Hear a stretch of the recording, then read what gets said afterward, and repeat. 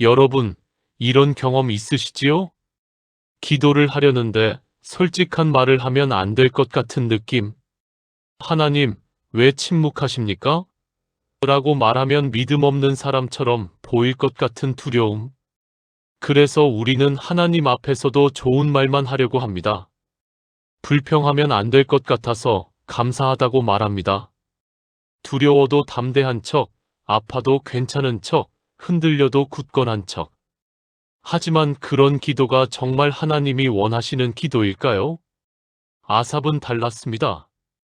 시편 83편 1절에서 그는 아무 꾸밈 없이 외쳤습니다. 하나님이여, 침묵하지 마소서. 하나님이여, 잠잠하지 마시며 조용하지 마소서. 시편 83편 1절. 이 구절에서 히브리어로 침묵을 뜻하는 단어는 도미입니다. 이 단어는 단순히 소리가 없는 것이 아니라 완전히 움직임이 멈춘 상태, 반응이 없는 상태를 의미합니다. 아삽은 하나님이 반응하지 않으시는 것처럼 느꼈습니다. 하나님이 멀리 계신 것처럼, 내 기도가 닿지 않는 것처럼 느껴지는 그 순간의 감각을 그대로 하나님께 가져갔습니다. 그런데 놀라운 것은 이것입니다. 하나님은 이 솔직한 부르짖음을 성경에 담으셨습니다. 그것을 삭제하지 않으셨습니다. 이런 기도는 불신앙이야라고 하지 않으셨습니다. 오히려 3000년이 지난 지금까지 이 기도를 보존하셔서 우리에게 주셨습니다. 이것이 무엇을 의미합니까? 하나님은 우리의 솔직한 부르짖음을 두려워하지 않으신다는 것입니다. 오히려 포장된 기도보다 솔직한 부르짖음을 더 기다리신다는 것입니다. 경기도 수원에 사시는 65살 최 집사님 이야기를 해드리겠습니다. 최 집사님은 30년 넘게 교회를 다니신 분입니다. 그런데 남편분이 갑자기 뇌졸중으로 쓰러지셨습니다. 병원에서 의식이 돌아오지 않는다고 했습니다. 최 집사님은 매일 병원 예배당에 가서 기도했습니다. 그런데 기도가 예전 같지 않았습니다. 하나님 감사합니다. 하나님 의지합니다. 이 말을 하려는데 입이 떨어지지 않았습니다. 사실은 무서웠고, 사실은 억울했고, 사실은 왜 하필 우리 남편입니까? 라고 묻고 싶었습니다. 그런데 그런 말을 하면 안 될 것 같았습니다. 어느 날 새벽, 최 집사님은 예배당에서 그만 무너졌습니다. 그리고 처음으로 솔직하게 말했습니다. 하나님, 저 무섭습니다. 하나님, 왜 이러십니까? 하나님, 제발 말씀해 주소서. 잠잠히 계시지 마소서. 그 순간 최 집사님은 이상한 평안이 밀려왔다고 하셨습니다. 눈물이 멈추지 않았는데 마음은 이상하게 조용해졌다고 하셨습니다. 나중에 제게 이렇게 말씀하셨습니다. 목사님, 그날 처음으로 하나님이 정말 계시다는 걸 느꼈어요. 좋은 말만 하던 30년보다 솔직하게 부르짖은 그 5분이 더 하나님 가까이 간 것 같았어요. 사랑하는 여러분, 하나님은 우리의 완벽한 기도를 원하지 않으십니다. 하나님은 우리의 솔직한 마음을 원하십니다. 포장하지 마십시오. 꾸미지 마십시오. 지금 이 순간 여러분의 마음속에 있는 그 질문, 그 두려움, 그 억울함을 그대로 하나님께 가져가십시오. 그것이 아삽이 우리에게 가르쳐주는 첫 번째 진실입니다. 사랑하는 여러분, 지금 저와 함께 이렇게 기도해 보시겠습니까? 하나님 아버지, 오늘 처음으로 솔직하게 말씀드립니다. 저는 무섭습니다. 저는 흔들립니다. 하나님이 침묵하시는 것 같아서 두렵습니다. 그러나 아삽처럼 저도 이 두려움을 그대로 주님 앞에 가져갑니다. 제 솔직한 부르짖음을 받아주소서. 이것이 믿음임을 믿습니다. 예수님의 이름으로 기도합니다. 아멘. 솔직하게 부르짖는 것이 믿음의 시작입니다. 그런데 아삽은 거기서 멈추지 않았습니다. 두 번째 진실로 나아가겠습니다. 여러분 주변에 나를 힘들게 하는 사람이 있으십니까? 억울한 일을 당하셨습니까? 배신을 경험하셨습니까? 이유도 모르고 미움을 받고 계십니까? 그런 상황에서 우리는 보통 두 가지 중 하나를 합니다. 혼자 속으로 사귀거나 아니면 사람들에게 하소연하거나. 그런데 아삽은 세 번째 길을 보여줍니다. 하나님께 낱낱이 고하는 것입니다. 시편 83편 2절부터 8절에서 아삽은 놀라운 일을 합니다. 원수들의 이름을 하나씩 하나님 앞에 고합니다. 주의 원수들이 떠들며 주를 미워하는 자들이 머리를 들었나이다. 그들이 주의 백성을 치려하여 간계를 꾀하며 주께서 숨기신 자들을 치려고 서로 상의하여 말하기를 가서 그들을 멸하여 다시 나라가 되지 못하게 하여 이스라엘의 이름으로 다시는 기억되지 못하게 하자 하나이다. 시편 83편 2절부터 4절. 에돔, 이스마엘, 모압, 하갈, 그발, 암몬, 아말렉, 블레셋, 두로, 아수르. 아삽은 이스라엘을 둘러싼 열 나라의 이름을 하나씩 다 부릅니다. 히브리어에서 이 구절의 동사들은 모두 현재 진행형입니다.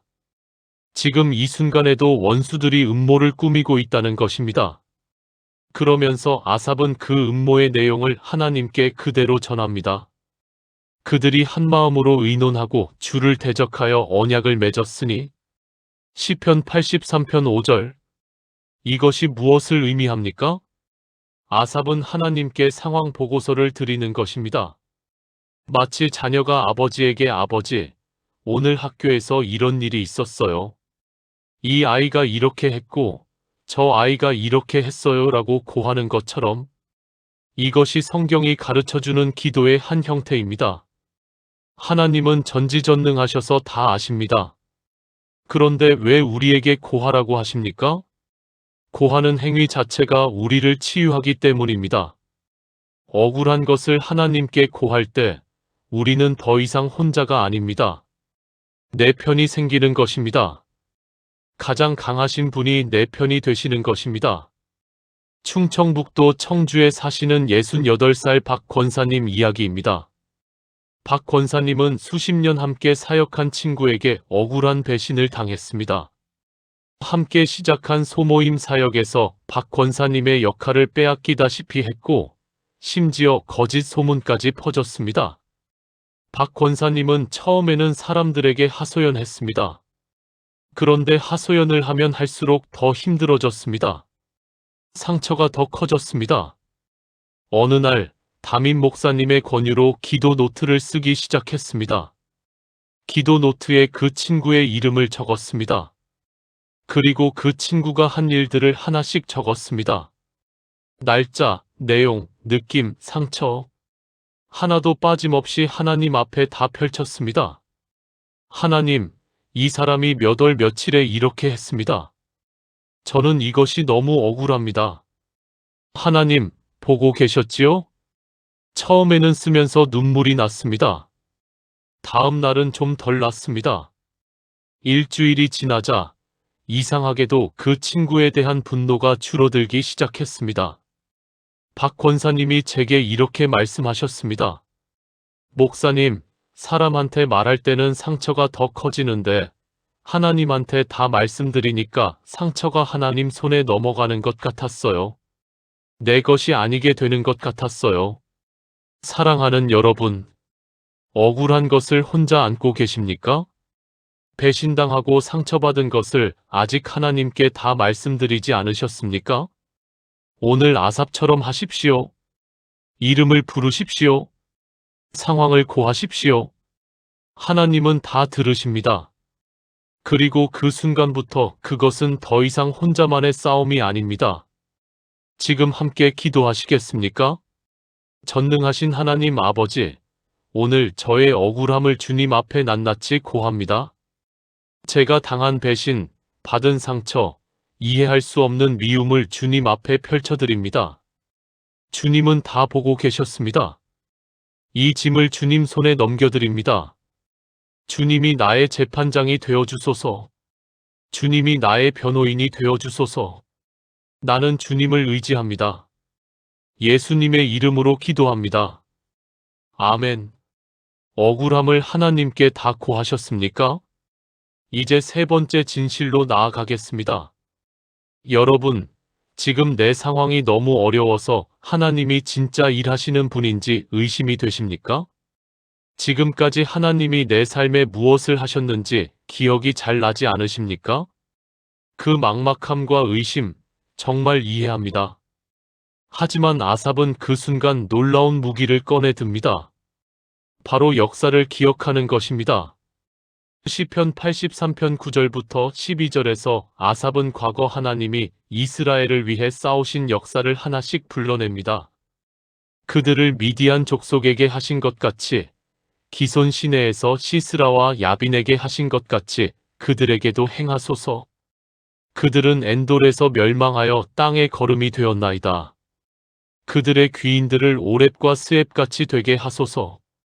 그들의 모든 방백들을 세바와 살문나 같이 되게 하소서. 시편 83편 9절부터 11절. 히브리어에서 기억하다는 자카르인데 이 단어는 단순히 머리로 떠올리는 것이 아닙니다. 과거의 사건을 현재의 능력으로 불러오는 것입니다. 아삽은 말합니다. 하나님, 예전에 미디안을 무너뜨리셨지요. 예전에 시스라를 쓰러뜨리셨지요. 그때 하나님이 하신 것을 지금 여기서도 해주소서. 이것이 믿음의 기도입니다. 과거의 하나님과 지금의 하나님이 같은 분이심을 선포하는 기도입니다. 여러분의 삶 속에도 하나님이 일하신 순간들이 있습니다. 기억이 나지 않는 것이 아닙니다. 너무 힘들어서 잊어버린 것입니다. 서울 마포에 사시는 71살 이 장로님 이야기를 나누겠습니다. 이 장로님은 40년째 교회를 섬기신 분입니다. 그런데 65세의 건강에 큰 위기가 찾아왔습니다. 당뇨가 심해지더니 신장 기능이 급격히 나빠졌습니다. 의사는 신장 투석을 준비하라고 했습니다. 이 장로님은 기도가 잘 안 되셨습니다. 그냥 모든 것이 막막했습니다. 어느 날 밤 손자가 옆에 와서 물었습니다. 할아버지, 하나님이 할아버지 도와주신 적 있어요? 이 장로님은 처음에 아무 말도 못 하셨습니다. 그런데 잠시 후 이야기가 시작되었습니다. 젊은 시절 사업이 완전히 망했을 때 기적처럼 새 일을 얻은 이야기. 아내가 암 진단을 받았을 때 1년 만에 완치된 이야기. 장남이 교통사고로 사경을 헤맬 때 기적적으로 회복된 이야기. 이야기를 하다 보니 1시간이 훌쩍 지나 있었습니다. 이 장로님은 그 밤 이후 달라지셨다고 합니다. 기도가 다시 되기 시작했습니다. 하나님, 예전에도 그때마다 저를 건지셨습니다. 이번에도 해주소서. 그로부터 2달 후 수치가 기적적으로 안정되었습니다. 투석을 미루게 되었습니다. 사랑하는 여러분, 오늘 하나님의 과거 역사를 기억해 보십시오. 일기를 꺼내 보십시오. 가족에게 이야기해 보십시오. 그 기억들을 현재의 기도 앞으로 불러오십시오. 하나님, 그때도 하셨습니다.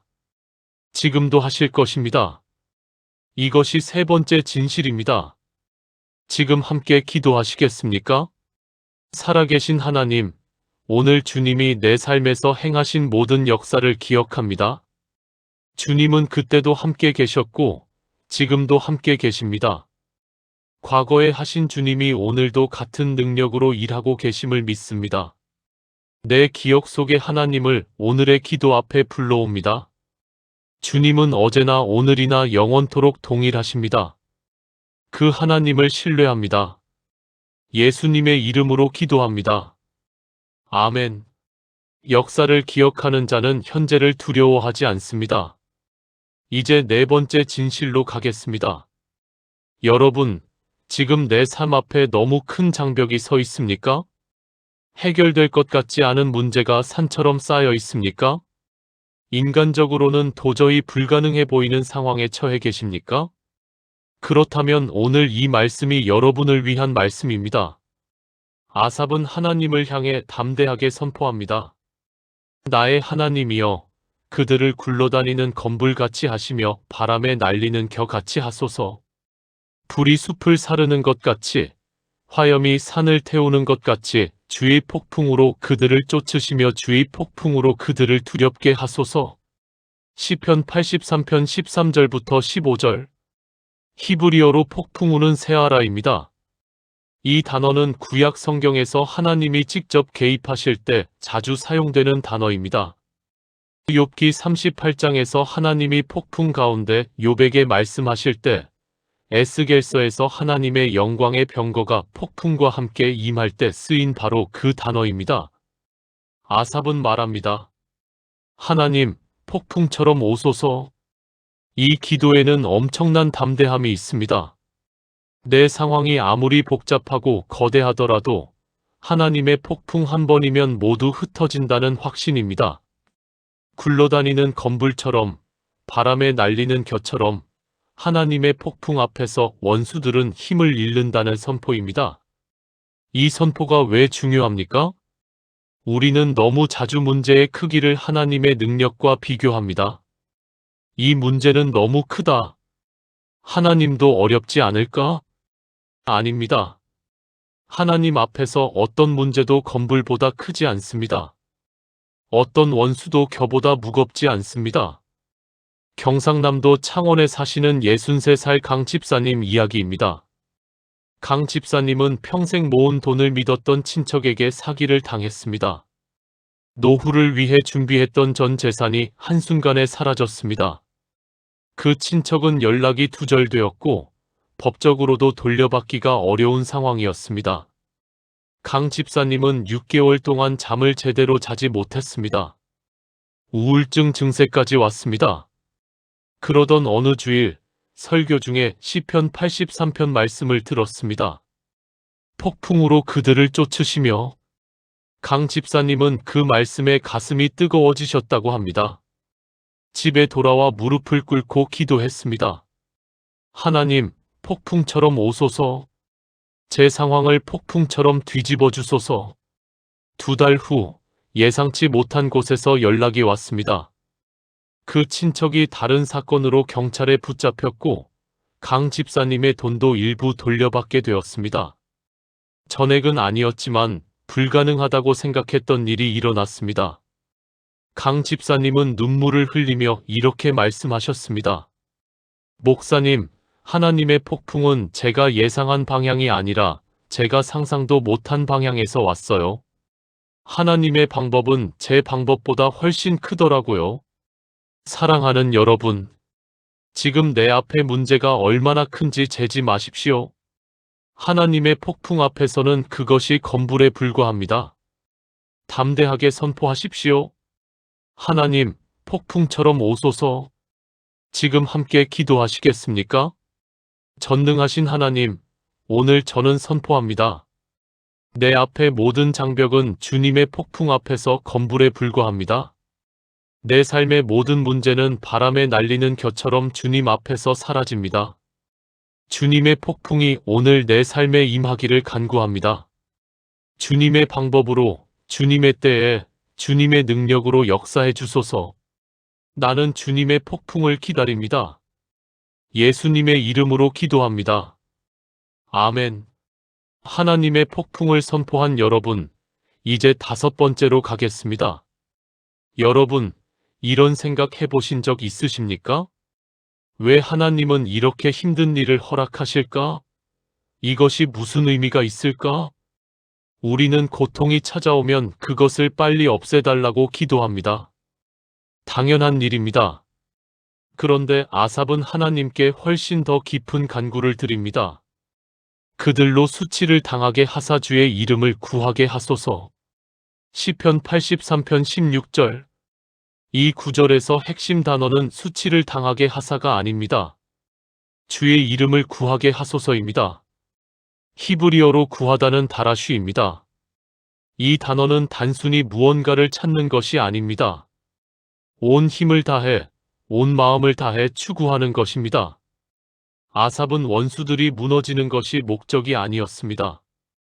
그 과정을 통해 원수들조차 하나님을 구하게 되기를 원했습니다. 이것이 아삽 기도의 놀라운 깊이입니다. 그리고 여기서 우리는 중요한 진리를 발견합니다. 하나님은 우리의 어려움을 허락하실 때 단순히 고통을 주시려는 것이 아닙니다. 그 어려움을 통해 우리가 하나님을 더 깊이, 더 간절하게 달아쉬하도록, 즉, 온 힘을 다해 추구하도록 하신다는 것입니다. 편안할 때 우리는 하나님을 잘 찾지 않습니다. 그러나 고통이 찾아올 때 우리는 진짜로 하나님을 찾습니다. 그리고 그때 만나는 하나님이 가장 깊고 진한 하나님이십니다. 대구에 사시는 70살 윤 권사님 이야기입니다. 윤 권사님은 40년 넘게 교회를 다니셨지만 자신이 그냥 착한 사람이었다고 고백하십니다. 교회는 빠지지 않았고 헌금도 드렸고 봉사도 했습니다. 그런데 하나님과의 깊은 인격적 관계는 없었다고 하십니다. 그러다가 막내 아들이 사고로 오른손을 크게 다쳤습니다. 직업 활동을 할 수 없게 될지 모른다는 말을 들었습니다. 윤 권사님은 그때부터 진짜 기도가 시작되었다고 하십니다. 새벽마다 일어났습니다. 성경을 읽으면서 처음으로 눈물이 났습니다. 처음으로 하나님이 친밀하게 느껴졌습니다. 아들의 손은 완전히 회복되지는 않았지만 어느 정도 기능을 회복했습니다. 그보다 더 중요한 것은 윤 권사님 자신이 회복되었습니다. 40년 신앙생활 중 가장 힘든 1년이 동시에 가장 하나님을 깊이 만난 1년이었다고 하십니다. 목사님, 그 고통이 없었다면 저는 아직도 그냥 착한 교인으로 살았을 거예요. 그 어려움이 저를 진짜 하나님 앞으로 데려갔어요. 사랑하는 여러분, 지금 겪고 있는 고통과 수치가 사실은 여러분을 하나님께로 더 깊이 데려가는 문일 수 있습니다. 그 문을 거부하지 마십시오. 그 문을 통과하십시오. 지금 함께 기도하시겠습니까? 사랑의 하나님, 제가 겪고 있는 이 어려움이 저를 주님께로 더 가까이 데려가는 문임을 믿습니다. 이 고통이 헛되지 않게 하소서. 이 수치가 저를 주님의 이름을 더 간절히 찾는 자로 만들어 주소서. 평안할 때보다 어려울 때 더 깊이 주님을 알게 하소서. 이 어려움을 통해 주님의 얼굴을 보게 하소서. 예수님의 이름으로 기도합니다. 아멘. 고통을 통해 하나님을 더 깊이 만날 준비가 되셨습니까? 이제 6번째 진실로 나아가겠습니다. 여러분, 이 세상을 보면서 두렵지 않으십니까? 뉴스를 켜면 전쟁, 재난, 경제 위기, 폭력. 하나님이 정말 이 세상을 다스리고 계신가 하는 의문이 드십니까? 나만 모르는 것이 있는 것 같고, 세상은 점점 강자만 살아남는 것 같고, 하나님의 통치가 보이지 않는 것 같은 그 느낌. 하지만 아삽은 이 진실을 선포합니다. 그들이 수치를 당하여 영원히 놀라며 당황하여 멸망하게 하소서. 여호와라 이름하신 주만 온 세계의 지존자이심을 알게 하소서. 시편 83편 17절부터 18절. 이 구절에서 히브리어 에료는 지존자, 즉 가장 높으신 분을 의미합니다. 그리고 이 단어 앞에는 레바데카, 즉 오직 당신만이가 붙어 있습니다. 오직 당신만이 온 세계의 지존자이십니다. 아삽은 주변 모든 강대국들, 이스라엘을 위협하는 10개 나라의 동맹 앞에서 선포합니다. 그들이 아무리 강해도, 그들이 아무리 많은 군대를 가져도 오직 하나님만이 홀로 온 땅의 가장 높으신 분이라는 것입니다. 이 선포는 단순한 위로가 아닙니다. 역사적 사실입니다. 아삽이 이 시편을 쓴 후에 실제로 어떤 일이 일어났습니까? 이스라엘을 위협했던 에돔, 모압, 블레셋, 아수르, 이 모든 나라들은 지금 어디 있습니까? 사라졌습니다. 이스라엘은 지금도 있습니다. 하나님의 백성은 역사 속에서 살아남았습니다. 왜냐하면 하나님이 홀로 온 땅의 지존자이시기 때문입니다. 인천에 사시는 72살 김 집사님 이야기를 드리겠습니다. 김 집사님은 평생 작은 구멍가게를 운영하셨습니다. 그런데 근처에 대형마트가 들어서면서 가게 매출이 절반 이하로 떨어졌습니다.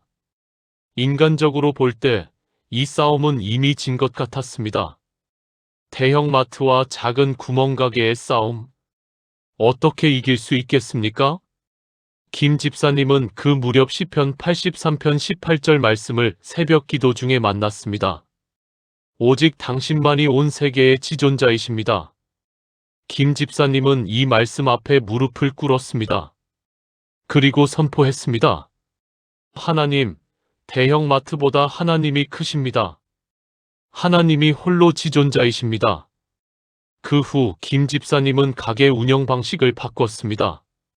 대형마트가 할 수 없는 것, 바로 이웃 어르신들의 이름을 기억하고 집에까지 배달하고 함께 이야기를 나누는 방식으로 운영했습니다. 3년이 지났습니다. 가게는 여전히 작습니다.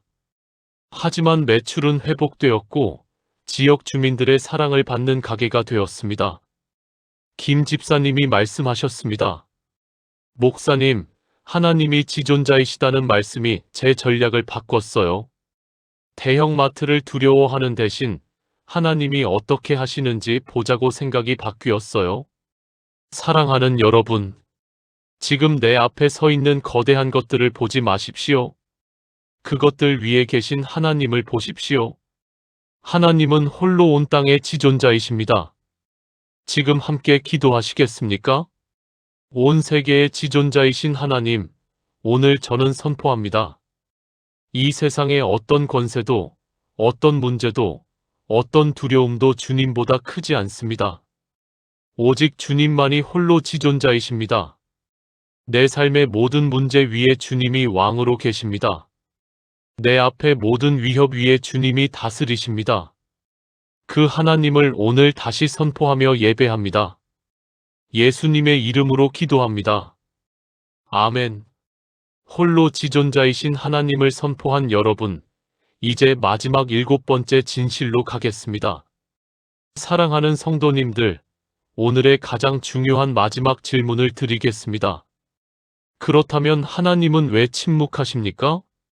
아삽은 시편 83편에서 이 질문에 정면으로 답하지 않습니다. 대신 그는 부르짖고, 고하고, 기억하고, 선포하고, 간구합니다. 그 모든 과정을 통해 우리는 가장 중요한 진실을 발견합니다. 하나님의 침묵은 하나님의 부재가 아닙니다. 하나님의 침묵은 하나님의 더 깊은 작업 중입니다. 성경에는 하나님이 침묵하신 것처럼 보인 수많은 순간이 있습니다. 요셉이 형들에게 팔려 노예가 되었을 때 하나님은 침묵하시는 것 같았습니다. 다니엘이 사자굴에 던져질 때 하나님은 침묵하시는 것 같았습니다.